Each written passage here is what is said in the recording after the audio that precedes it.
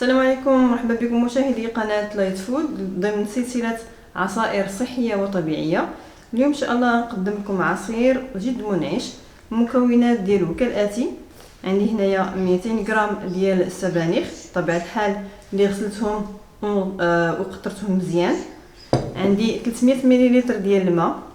عندي 8 مكعبات ديال الثلج اي ما يعادل 100 غرام اي 100 مليلتر.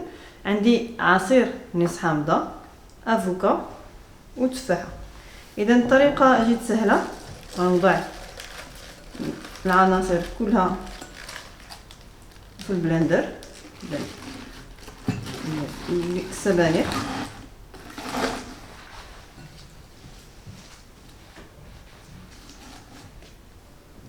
نضيف الماء،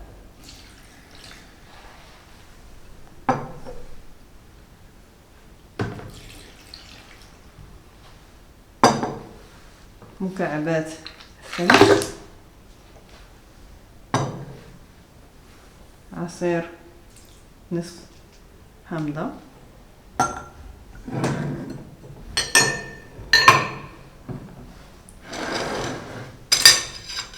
عندي الافوكا. غناخد اللب ديالها بملعقة،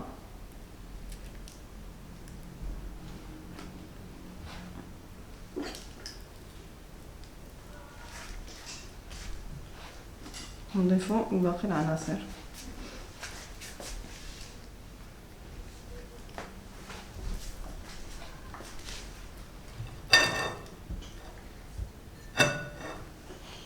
طبعا الحال الفواكه خاص تكون طريه وناضجه باش العصير يجينا مزيان.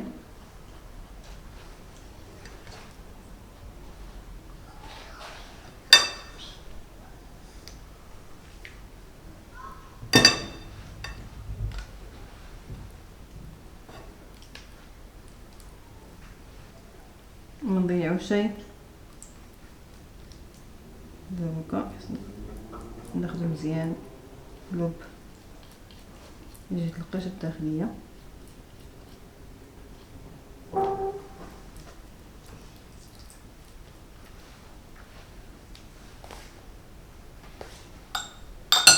انا غسل يدي ونجي نقطع التفاحه.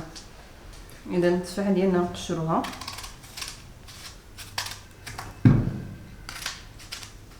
نقسمو على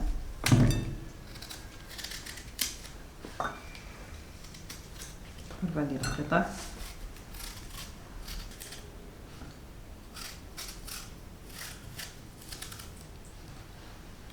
نضيفوها. حنا اعتدنا اننا لي زيبينار كنخدموهم غالبا على شكل بقوله. القليل اللي كيخدموه في عصير حقيقه كيجي في عصير جد رائع. غير جربوه ان شاء الله ما تندموش. دابا هما درت جميع العناصر في البلاندر، دابا غنمشي باش نطحنهم. اذا دابا نطحنوا العصير ديالنا.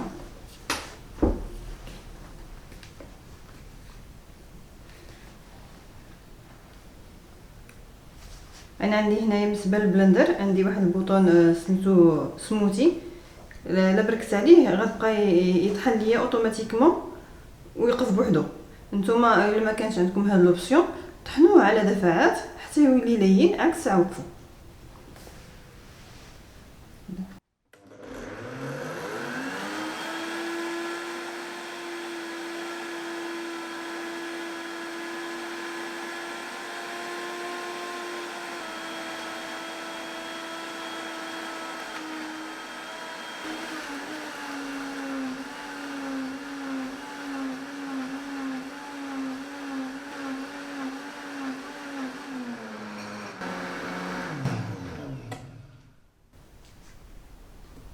اذا ها هو العصير ديالنا وجد.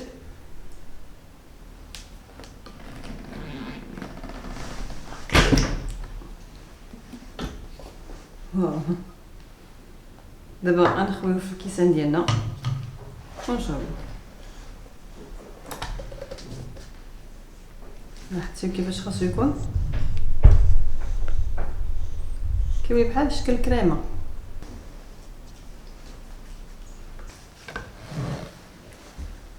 اذا ها هو العصير ديالنا سموتي،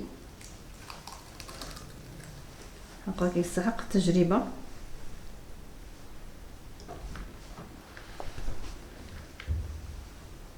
الى عجبكم الفيديو ما تنساوش تشتركوا في القناه، تفعلوا الجرس باش توصلوا كل جديد، وبارطاجيوه مع الاصدقاء والاحباب، ونتلاقاو في فيديو جديد، وفي امان الله.